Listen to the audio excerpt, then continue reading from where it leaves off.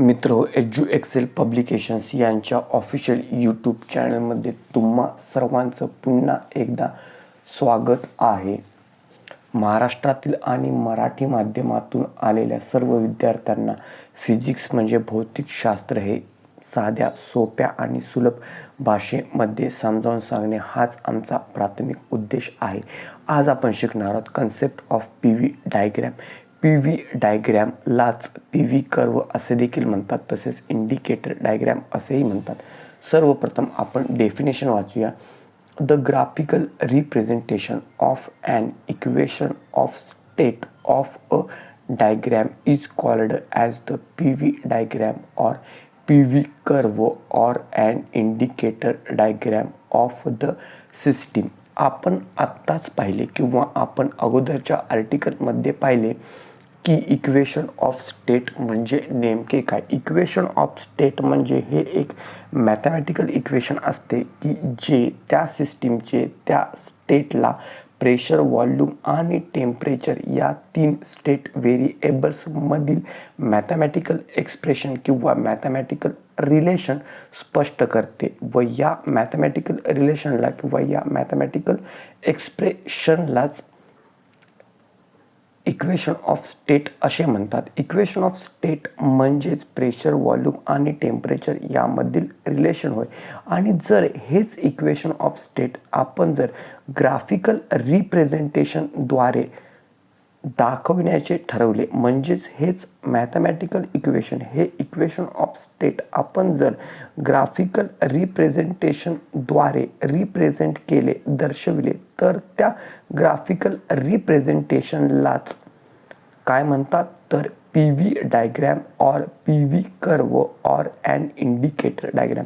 मित्र, पुन्हा एकदा समजावून सांगत आहे. इक्वेशन ऑफ स्टेट म्हणजे एखाद्या सिस्टीमची त्या स्टेट विषयक प्रेशर, व्हॉल्यूम आणि टेम्परेचर यामधील रिलेशन दर्शविणारे मॅथमॅटिकल इक्वेशन होय. आणि हेच मॅथमॅटिकल इक्वेशन जर आपण ग्राफिकल रिप्रेझेंटेशनच्या साहाय्याने दर्शवायचे ठरवले, तर त्या ग्राफिकल रिप्रेझेंटेशनलाच इक्वेशन ऑफ स्टेटच्या त्या ग्राफिकल रिप्रेझेंटेशनलाच P V diagram or P V curve or an indicator diagram of a system असे म्हणतात. The graphical representation of an equation of the state of a system is called as the PV diagram or PV curve or an indicator diagram of the system. A PV diagram is used to describe the corresponding changes in the volume and pressure in the system. एखाद्या सिस्टीमचे pressure आणि व्हॉल्यूममधील होणारे बदल हे P V डायग्रॅमच्या सहाय्याने आपण दर्शवू शकतो. A P V diagram is used to describe the corresponding changes in volume and the pressure of the system at a constant temperature. आता पी व्ही डायग्रॅमची डेफिनेशन समजून घेतल्यानंतर आणि पी व्ही डायग्रॅमचे नेमके सादरीकरण म्हणजे काय हे समजावून घेतल्यानंतर आपण एक टिपिकल पी व्ही डायग्रॅम पाहणार आहोत. म्हणजे आपल्याला पी व्ही डायग्रॅम म्हणजे काय हे समजून येईल. आकृतीमध्ये दाखवल्याप्रमाणे एक्स ॲक्सिसवरती जर व्हॉल्यूम रिप्रेझेंट केले आहे आणि वाय ॲक्सिस हा जर प्रेशर दर्शवित आहे, तर अशा ग्राफिकल रिप्रेझेंटेशनमध्ये किंवा अशा ग्राफच्या साहाय्याने जर आपण एखादी थर्मोडायनॅमिक प्रोसेस ही डिफाईन करू शकतो किंवा डिफाईन करीत आहोत. आणि ह्या थर्मोडायनॅमिक सिस्टीमच्या स्टेटला जरूर एक मॅथमॅटिकल इक्वेशन असणार आहे की जे मॅथमॅटिकल इक्वेशन प्रेशर, व्हॉल्यूम आणि टेम्परेचर यामधील रिलेशन स्पष्ट करते. आणि मग अशा पद्धतीने जर ते मॅथमॅटिकल इक्वेशन किंवा मॅथमॅटिकल एक्सप्रेशन म्हणजेच इक्वेशन ऑफ स्टेट हे जर ग्राफिकल रिप्रेझेंटेशनच्या सहाय्याने दर्शविण्यात येत असेल, तर त्या ग्राफिकल रिप्रेझेंटेशनला पी व्ही डायग्रॅम असे म्हणतात. आकृतीत दर्शवल्याप्रमाणे एखाद्या थर्मोडायनॅमिक प्रोसेसची किंवा सिस्टीमची इनिशियल स्टेट आहे ती आहे initial state of the matter A. ही initial state of the matter A ही 2 फिजिकल पॅरामीटर्सने दर्शवण्यात येते. पहिला आहे P1, दुसरा आहे V1. P1 म्हणजे initial state of the matter, हे आपण वाय ॲक्सिस वरती सूचित करू शकतो, दर्शवू शकतो. तसेच initial volume of the matter हे एक्स ॲक्सिसवर दर्शवण्यात येते. बी ही त्या थर्मोडायनॅमिक सिस्टीमची final state of the matter आहे की जी दोन फिजिकल प्रॉपर्टीज किंवा फिजिकल पॅरामीटरच्या सहाय्याने दर्शवण्यात येते, जे आहेत P2 V2. P2 म्हणजे final pressure of the matter की जे वाय ॲक्सिसवर दर्शवले आहे, आणि V2 आहे final volume of the matter की जे एक्स ॲक्सिसवर दर्शवले आहे. अशा प्रकारे आपल्याला हे लक्षात येते की एखादी थर्मोडायनॅमिक सिस्टीम किंवा एखादी थर्मोडायनॅमिक प्रोसेस ही त्यांच्या फिजिकल पॅरामीटर्स म्हणजे स्टेट व्हेरिएबल सोबत जर ग्राफिकल रिप्रेझेंटेशनच्या साहाय्याने म्हणजे एक्स आणि वाय ॲक्सिसच्या साहाय्याने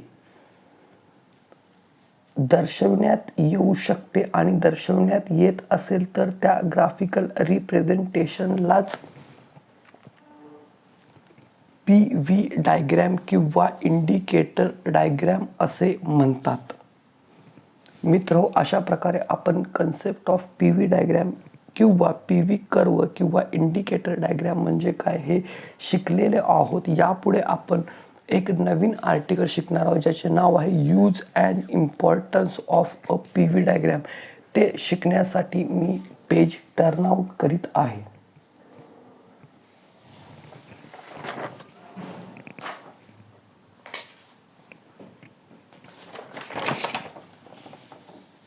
तर मित्र हो, आपण आता शिकणार आहोत use and importance of a PV diagram म्हणजे PV डायग्रॅमचा वापर, तसेच PV डायग्रॅमचे महत्त्व होय. A curve showing variation in the volume of a substance taken along the X axis and variation in the pressure taken along the Y axis is called as an indicator diagram or a PV diagram for that thermodynamic system. मित्र, आपण आत्ताच पाहिले की जर एखाद्या thermodynamic सिस्टीमसाठी किंवा एखाद्या थर्मोडायनॅमिक सिस्टीमच्या व्हॉल्यूममध्ये जर काही फरक पडत असेल आणि ते व्हॉल्यूम जर एक्स ॲक्सिसवरती रिप्रेझेंट केले, तसेच variation in the pressure taken along the Y axis म्हणजे एखाद्या थर्मोडायनॅमिक सिस्टीमच्या प्रेशरमध्ये काही फरक पडत असेल आणि ते व्हेरिएशन्स म्हणजेच तो बदल, प्रेशरमधील तो बदल हा वाय ॲक्सिसवरती रिप्रेझेंट केला किंवा दर्शवला, तर अशा त्या डायग्रॅमला किंवा अशा त्या कर्वला indicator diagram or PV diagram असे म्हणतात. The shape of the PV diagram shall depend on the nature of the thermodynamic process that system undergoes. PV डायग्रॅमचा आकार हा त्या थर्मोडायनॅमिक प्रोसेसवरती अवलंबून असतो. आता आपण या रिलेटेड काही थेरी पाहूया व या थेरीच्या साहाय्याने आपण महत्त्व आणि वापर समजून घेऊया. Consider a system of a 1 mole of an ideal gas enclosed in a cylinder and movable frictionless and massless piston arrangement as shown in the figure. आपण एक डायग्रॅम पाहणार आहोत आणि त्या डायग्रॅममधील एक्सपेरिमेंटल अरेंजमेंटच्या साहाय्याने आपण या रिलेटेड थेरी समजावून घेणार आहेत. त्यासाठी मी पेज थोडेसे वरती करत आहे मित्र हो. तर अशा प्रकारे आपण एक एक्सपेरिमेंटल अरेंजमेंट समजून घेऊया. Consider a system of 1 mole of an ideal gas enclosed in a cylinder and movable frictionless and massless piston arrangement as shown in the figure. मित्र हो, एक थर्मोडायनॅमिक सिस्टीम कन्सिडर करूया की या थर्मोडायनॅमिक सिस्टीममध्ये 1 mole of gas, 1 mole of an ideal gas हा एका cylinder आणि पिस्टन अरेंजमेंटमध्ये बंदिस्त करून ठेवलेला आहे. This is the initial state of the system which is represented by the three state variables P1, V1 and T1. पहिला state variable आहे P1, दुसरा आहे V1 आणि तिसरा आहे state variable T1. These are the initial state variables of the initial state of the system where an ideal gas, 1 mole of an ideal gas is enclosed in a piston and cylinder arrangement. Let this system is initially in equilibrium when the piston is at the position A. सुरुवातीला piston हा position A ला आहे. This state of the system is represented by its properties P1, V1 and T1. When the system expands, the piston moves in an upward direction. When the system moves and in the upward direction. When the system expands, the piston moves in an upward direction and attains the final position at B. म्हणजे कालांतराने ज्या वेळेस या cylinder आणि piston अरेंजमेंटमधील gas हा expand होतो आणि पिस्टन हा वरच्या दिशेने मूव्ह होतो, त्या एक्सपान्शनमुळे हा पिस्टन वरच्या दिशेने मूव्ह होतो आणि ती फायनल पोझिशन जी आहे पिस्टनची ती बी या पोझिशनद्वारे दर्शविले जाते. ए आणि बी यामधील जे लहान अंतर आहे ते लहान अंतर dx या सिम्बॉलने किंवा नोटेशनने दर्शविले जाते. When the system expands, the piston moves in an upward direction and attains the final position at B. At this position, the state of the system, which is also in equilibrium, is represented by the state variables P2, V2 and T2. Final position जी आहे सिस्टीमची, त्या final पोझिशनमध्ये piston हा बी या पोझिशनला पोचलेला आहे कारण गॅस एक्सपांड झालेला आहे आणि ती जी final state of the system आहे ती final state of the system ही फायनल 3 स्टेट व्हेरिएबल्सद्वारे दर्शवण्यात येते. ते फायनल 3 स्टेट व्हेरिएबल्स आहेत P2, V2 आणि T2. मित्र हो, या due to this expansion of the gas, if small dv is an infinitesimal small increase in volume of the gas, then small amount of work done by the gas on piston which is given as. मित्र हो, आपण आत्ताच पाहिले की system आणि cylinder आणि piston अरेंजमेंटमधील गॅसचे हे एक्सपान्शन होते व या गॅसच्या एक्सपान्शनमुळेच व्हॉल्यूममध्ये थोडीशी वाढ होते. गॅसच्या एक्सपान्शनमुळे गॅसने पिस्टनवरती केलेले छोटे कार्य हे कशा पद्धतीने दर्शवण्यात येते तर dw is equal to P into dv. dw is equal to P into dv म्हणजे गॅसच्या एक्सपान्शनमुळे गॅसने पिस्टनवरती केलेले छोटे कार्य होय. The total work done by the gas during expansion from volume V1 to V2 is given by. आता आपण संपूर्ण कार्य पाहूया. The total work done by the gas during expansion from volume V1 to V2 is given by W is equal to integration of P dV is equal to P into V2 minus V1 bracket complete is equal to area ABCD in the indicator diagram is equal to area ABCD in the indicator diagram. मित्र हो, indicator diagram समजून घेण्यासाठी मी page turn out करीत आहे.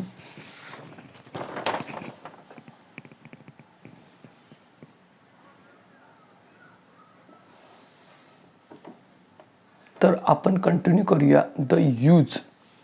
मित्र हो, आपण continue करूया the use and importance of the PV diagram. Use and importance of PV diagram आपण आकृतीच्या साहाय्याने समजून घेणार आहोत. तर यामध्ये टोटल वर्क म्हणजे area under the curve AB. Hence in an indicator diagram the area under the curve represents the work done as shown in the figure. आता आपण मागील आर्टिकलमध्ये इंडिकेटर डायग्रॅम समजून घेतलेलीच आहे. A is the initial state of the matter आणि B means the final state of the matter. अशा पद्धतीने ए टू बी काय घडते. A to B is the thermodynamic process ज्यामध्ये एक्सपान्शन ऑफ द मॅटर म्हणजे expansion of an ideal gas घडते. आणि हीच थर्मोडायनॅमिक प्रोसेस ही इंडिकेटर डायग्रॅम किंवा पी व्ही डायग्रॅमवरती ही thermodynamic process A to B या कर्वद्वारे रिप्रेझेंट केली जाते. एक्सपान्शन ऑफ द गॅस मित्रो नीट समजावून घ्या. एक्सपान्शन ऑफ द गॅस ही थर्मोडायनॅमिक प्रोसेस ग्राफिकल रिप्रेझेंटेशनद्वारे कर्व ए बी द्वारे या इंडिकेटर डायग्रॅमवरती म्हणजेच या पी व्ही डायग्रॅममध्ये दर्शविण्यात येते. मित्र मी पुन्हा एकदा समजावून सांगत आहे. ए टू बी हे एक एक्सपान्शन आहे. This is the expansion of gas. This is the expansion of an ideal gas.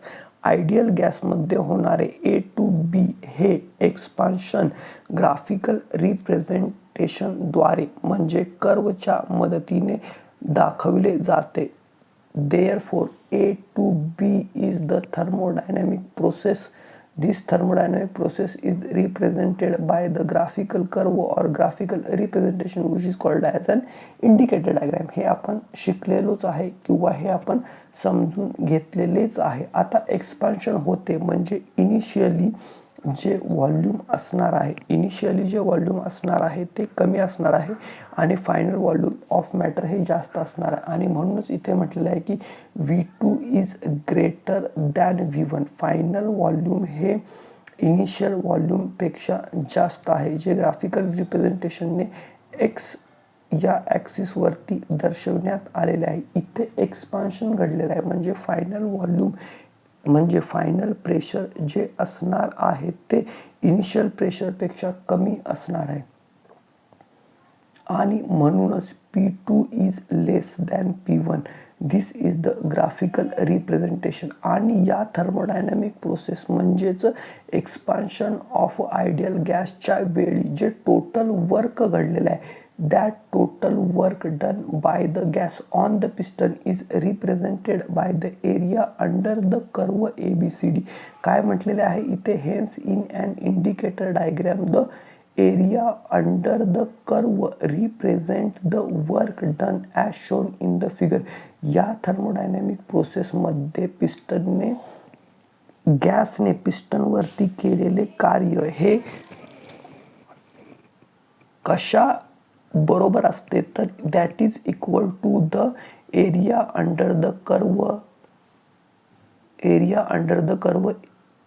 that is area ABCD. Hence in an indicator diagram the area under the curve represents the work done as shown in the figure. अशा प्रकारे मित्र हो आपण P V diagram म्हणजे काय समजून घेतलेलं आहे. तसंच पी व्ही डायग्रॅमचा वापर आणि पी व्ही डायग्रॅमचे महत्त्व काय असते हे देखील समजून घेतलेले आहे. यापुढे आपण